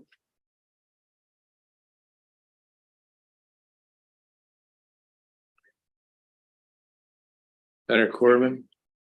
Now, the only thing I was gonna add to Philip, to thank you there was to answer Senator Hamill's questions, that 9 to 15, the 15 days that were added, that was a consultation with SDAT to help make everyone comfortable as far as what you were asking before. So that's where that 15 days came from. I got it. Thank Yep. you.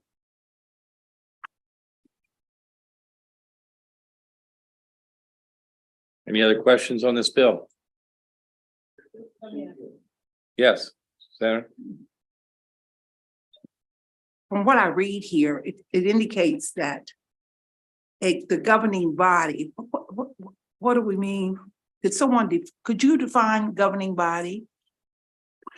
So like for instance, in Baltimore City, it wouldn't be Baltimore City that's stepping into like a court case. It would be like the mayor or the mayor and city council. It would be So the it's mayor or the council, yeah, it's the actual like person that would be a designated person, or an agency within the or position municipality? that's actually involving themselves in a case. Yeah. Okay, and they would go to court. Kind of walk me through this for a minute. So in this first instance, like on page 2, there would already be a case. So somebody buys, so the property goes to auction. Somebody, it's kind of a misnomer. Somebody buys the property. They're buying a certificate that then gives them a future right to foreclose on that property. There's a period of time which they have to wait. They have to provide certain notices to the homeowner. At that point, if they decide to proceed before closing on the property, they would file in court and you'd have a court case. So in this instance, this provision is dealing with a situation where you get up to that point, somebody goes to file saying, I want to foreclose on the property, take title and possession of it. And then for whatever reason, they just stop prosecuting that case. They stop filing, they stop engaging with the case. And so after a year, it can be subject to dismissal for non-prosecution. It's at that point when the local jurisdiction under this would have the ability to effectively intervene and then step in for the person who bought the certificate. And then that person, if they don't show good cause, the court can assign it all the rights under the certificate of sale to the local government, and then the original purchaser would lose their rights. Had this governing body supersede the decision that's been made by the judge or the court?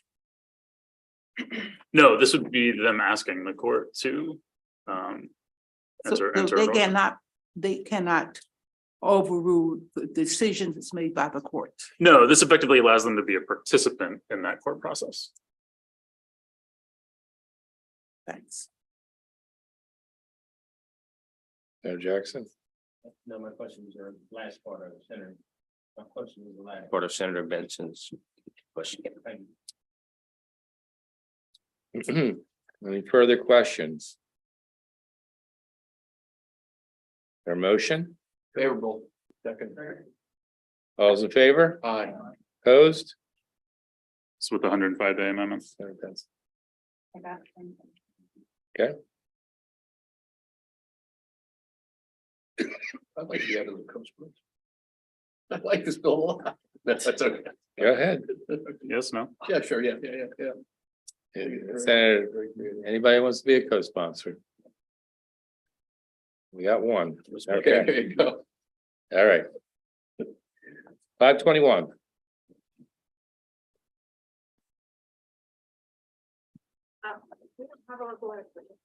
No local letter yet? Okay. 549.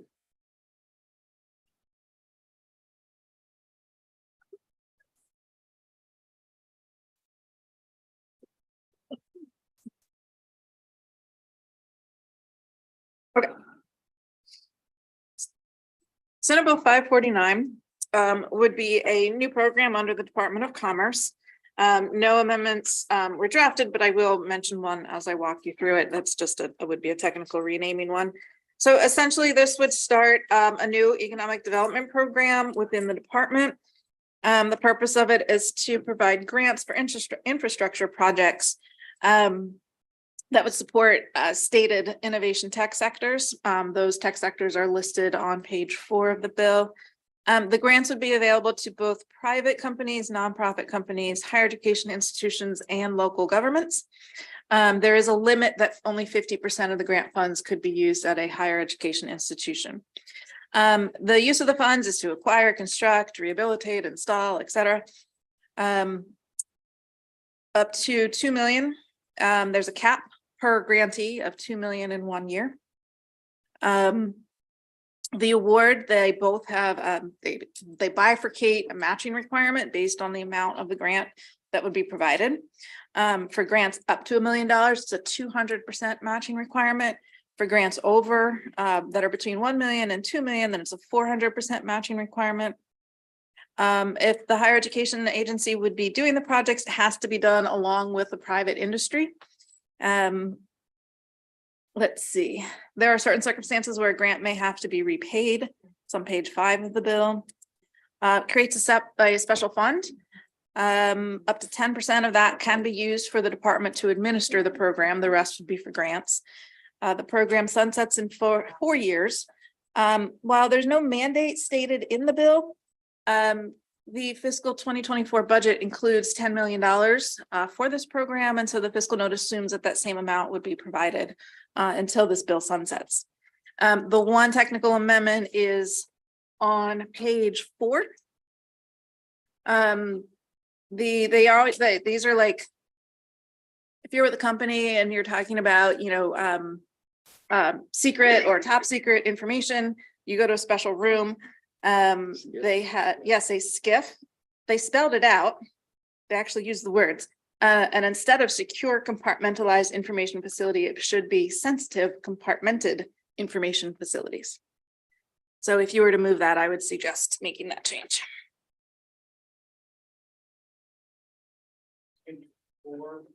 Right, line 17. Wet labs? Yeah, we're funding wet labs. Should have it. What are wet labs?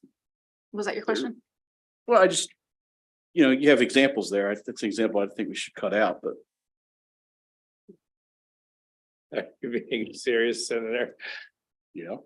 You might need to explain yourself a little more because I'm not sure. Wet labs are like research facilities where they do biological testing. Uh-huh. And there's one that's been in the news a lot. And I see. I just think you're gonna people are gonna signal in on this thing. Man, we're funding wet labs. I see. I can hear you. What? I don't know. I don't have time to watch the news these days. Woo, woo. Woo. Trying to. Oh.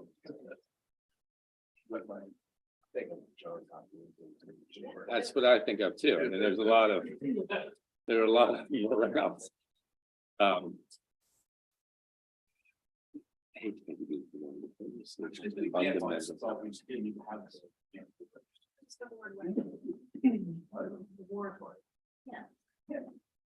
Just leave it at that. Because there's one That's, I think we should try.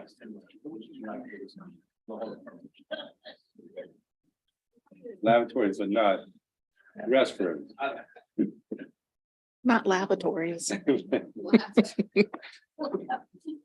Yeah, I got you. Want to back up 30,000 feet?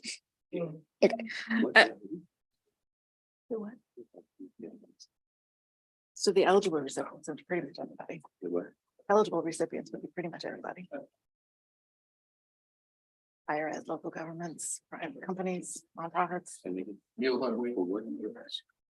So the purpose. These, What is different than any other program? that is correct. But yeah, We want to do the right thing. Or don't that's correct. Was that That's correct. He's right. vague and- Mhm. Now, So just so you know, I've been asking questions about existing programs. I'm trying to distinguish yeah, this program. yeah. What So. labs are not. So there are lots of programs on the books that name various industry sectors, you know, you got Maryland manufacturing, things like that. I think, and as I was looking through on page 4, the technology sectors, nothing comes to mind with, and perhaps commerce is here. They said they might be here.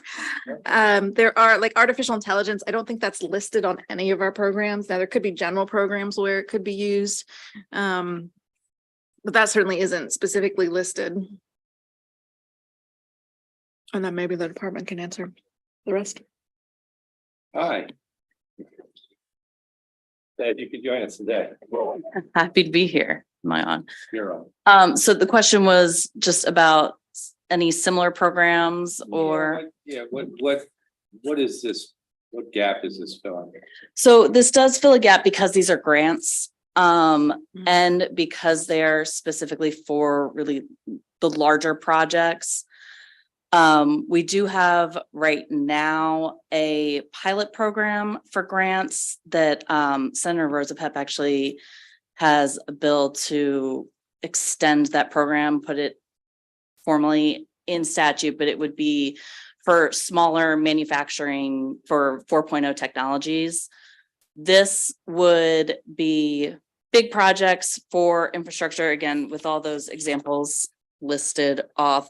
Those examples and the specific industries that are listed in the bill did come from some of our existing programs. So the biotech tax credit, for example, the innovation, the ITSE, I can't remember the words for it right now, the former cybersecurity innovation tax credit. But again, those are tax credits, not grants for incentivizing investment. So this builds upon our existing programs. It fills a little bit of a gap where like MEDAF right now may assist, but it certainly fills in where we see that we have a gap at the moment.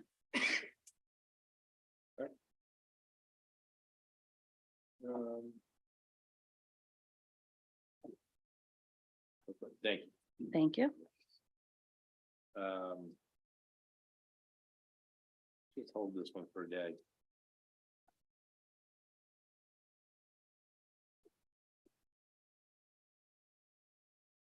All right, I think we're just gonna talk about 552, so let's see what that looks like.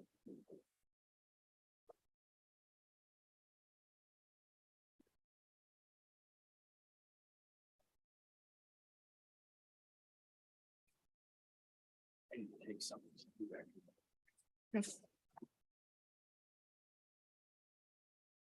Senate Bill 552 extends the earned income tax credit that you all enacted in 2021. The amendments to this legislation are conforming amendments. It conforms both the Senate and the House bills. We currently have the House bill in our possession as well.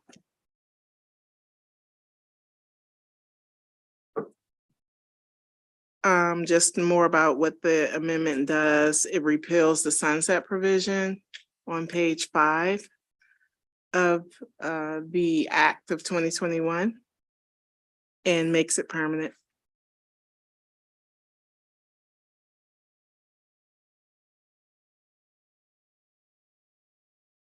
I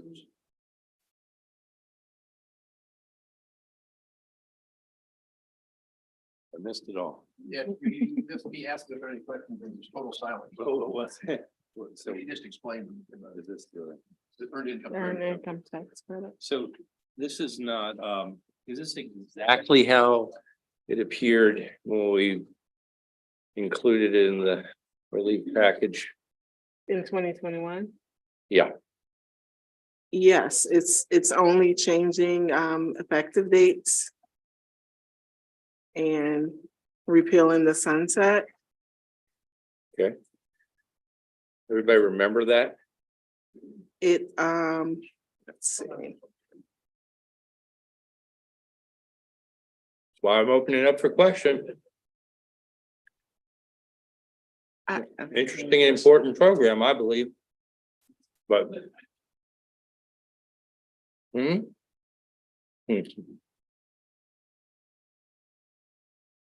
Did the House take action on the check? Yes, we actually have the House bill in our B&T's possession. So it's in the same posture. This bill is in the same posture as it passed the House. Actually, I have a question. Please, So what changed in the house? somebody. We did, exactly. I'm trying to get a little life here. So what change in the house made? So the House had a couple of amendments on mainly clarifying amendments. The Comptroller's Office had requested a clarifying amendment stating that the bill would be effective for taxable years beginning after December 31, 2019, but before January 1, 2023, because they could not do what was necessary to do it for this year.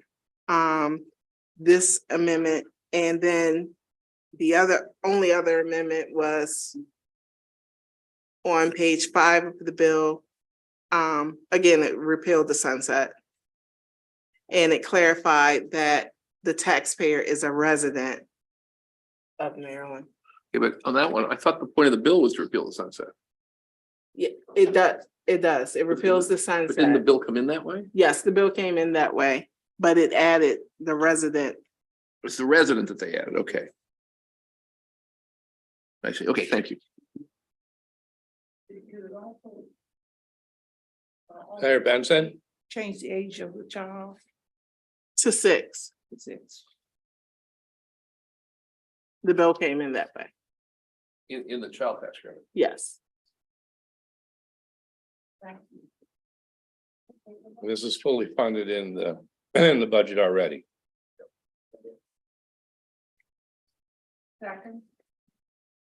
Definitely want to manage co-sponsor.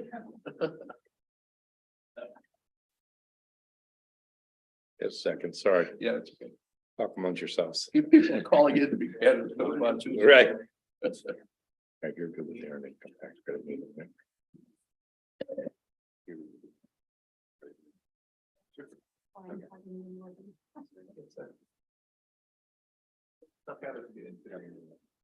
Very good.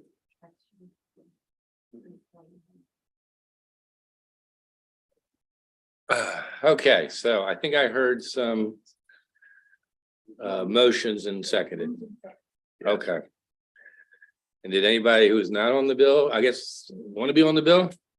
Not on the bill, I want to be on the bill. I want the bill. Who wants to be on the bill? Anybody? Okay. All those in favor? Aye. Opposed?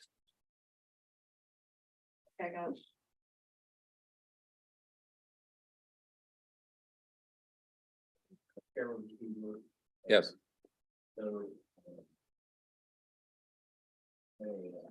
Hey, Bill, we had the letter en route, so Excellent. I apologize for that. I wasn't the chair of that one.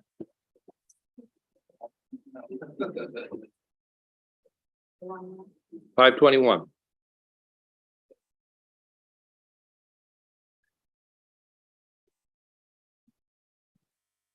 All right, so this would pertain to Charles County only. And it would authorize the county to grant a property tax credit for emergency emergency responders.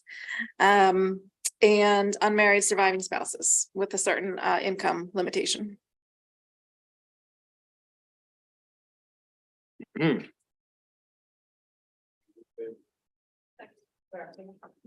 All in favor? Aye. So welcome. Opposed?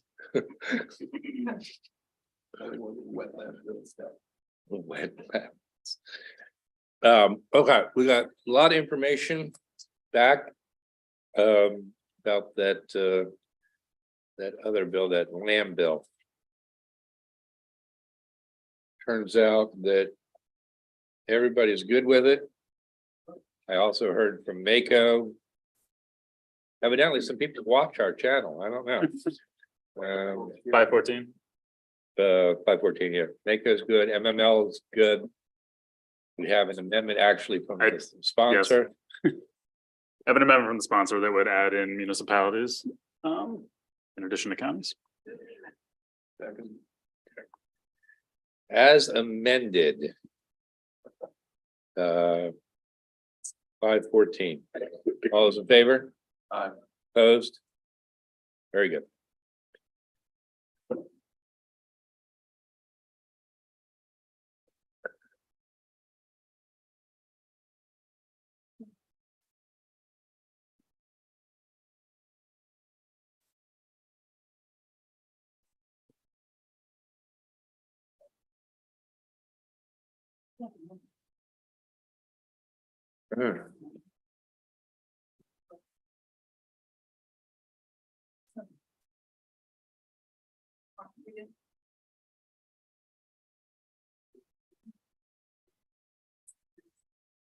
Well, while we're on Lamb's bill, let's look at this other one.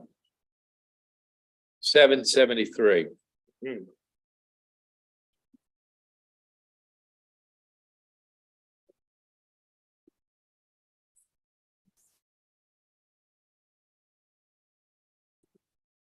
So 773 is a bill that is it's a procurement bill, and it would, as introduced, it would require the Board of Public Works by January 1st, 2024 to develop a model policy concerning the inclusion and use of liquidated damages provisions in procurement contracts.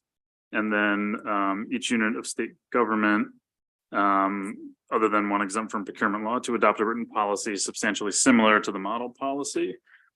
There were some concerns raised more related to the requirement that BPW be the entity doing this, and that it could take some time. And then there's also provisions in there about Senate Bill 773. There were also some concerns raised about requiring approval from Board of Public Works when a unit decides not to use a liquidated damages clause. There were other issues raised during the testimony regarding, I think, certain professions. On page 7 of the bill, there's certain professions, but I would note that the broad requirement does allow for, it doesn't have to be a uniform policy. It can be, develop a model policy, and there can be policies with regard to each type, of procurement. So there's already one existing for construction. So I think the assumption is that would, likely become the model policy. But it would require a more broader scope of looking at and developing policies for use of liquidated damages. The intent of the hearing expressed was to provide greater transparency and uniformity in terms of how those clauses are actually used in procurements.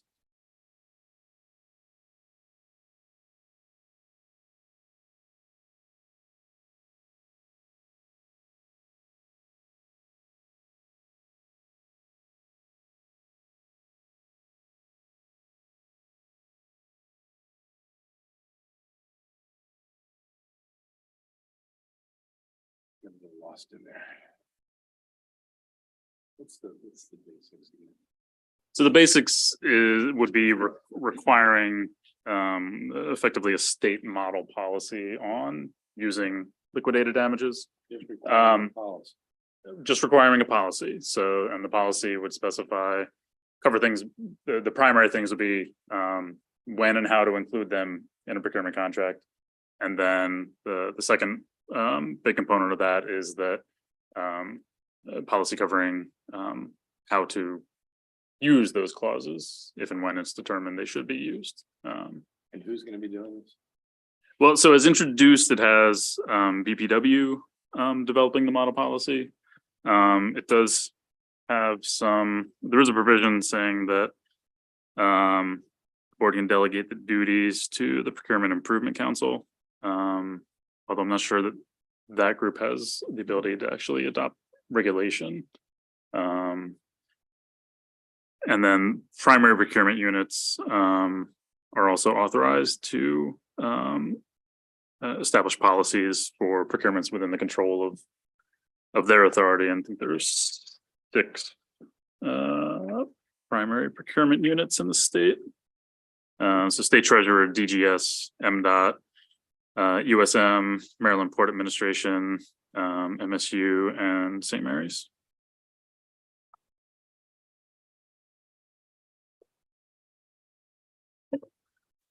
I mean, so the problem here is that it hasn't really been utilized. That's my recollection of the testimony. Yeah, the testimony highlighted a particular incidents with the Behavioral Health Administrative Services Organization contract, which had a liquidated damages clause that had not been exercised. Right. I think it was like 20 some odd $million too, wasn't it? Given the duration of the issues, I believe the total amount would have been fairly substantial. So developing a policy, of course, doesn't necessarily mean anything implemented, but it is kind of odd that we don't have a standard that we would sort of follow as a state. I mean, right. It is true that we don't have a standard, yes? Not a broad base. There are particular instances where liquidated damages clauses are required. So like MBE program, prevailing wage, state's living wage law, but not a broad based. And then also within construction contracts, I believe they are generally required unless the agency head determines otherwise. And those determinations are made on a contract by contract basis according to the fiscal note. Did you say the Board of Public Works was to do this? That's the entity in the bill that was But designated. someone who complained about that? There was concern about that. Potentially, I think more of the concern was with, there's also a provision where for certain types of contracts, if the decision was not to use liquidated damages, that decision would have to go to BPW. And there was concerns with that piece resulting in extended timelines for resolving matters that could take it up to an additional 2 months to get it before the BPW. And just uncertainty around, what that could mean. Does that mean that? So we're gonna stop after this. So I don't know if you want to hang for this last one. Just uncertainty as to what impact they may have on trying to work out a resolution or come to an agreement that would not necessitate using the clause. Senator Zucker. Thank you very much. Philip, it says the Department of General Services put in testimony, I guess, letter of information. They said that the bill is too broad, I guess, and it would be nearly impossible, I guess, then to track every delay or non. Yeah, so there's one piece. Thank you for that. I think this should be on page 8. And I think, yeah, I think they were raising concerns because there was a requirement that they would need to track I guess basically all the contracts for instances of non-compliance and There is a requirement in there? yes. So so they have to come up with a policy. And then even before the policy is developed, to say everything needs to be tracked? So there's a reporting requirement that each unit would have to file with BPW. And the concern that was raised in the testimony from DGS was there's language in there about reporting on any procurements that have experienced delays in contract performance. And that was the language they had expressed concern about being too broad and that, you know, basically to have a report, having to analyze every possible procurement that's active. Was there any suggestion how to remedy that? Maybe a amount that should be considered, you know, that should fall within this over a certain, over $1 million, over whatever? I mean, one option, since the intent of the bill is around a uniform policy related to liquidated damages, you could consider altering some of that language to focus more on, you know, how many instances were there determinations to use liquidated damages? How many instances were there determinations that we weren't going to use liquidated damages when it arose to a level of asking the question, rather than tracking any delay in contract performance? I think DGS's concern was that a delay in contract performance may not necessitate the triggering of a liquidated damages clause utilization. Sure. I think sounds like a reasonable and serious problem. This sounds like a solution that needs a lot more work. Yeah. All the issues that you're raising and other ones that jump to my mind is the more we get into this. Yeah. I think we ought to have some process to try to figure this out, which I don't think we can do. Okay, that's fine. We can hold it. Yeah, this is not cross I mean, I think it's a real problem. It's important. It is important. No, it is important. I'd like to solve this year, or at least get something on the books to see if we can figure out how to solve it this year. So, but we'll hold it. We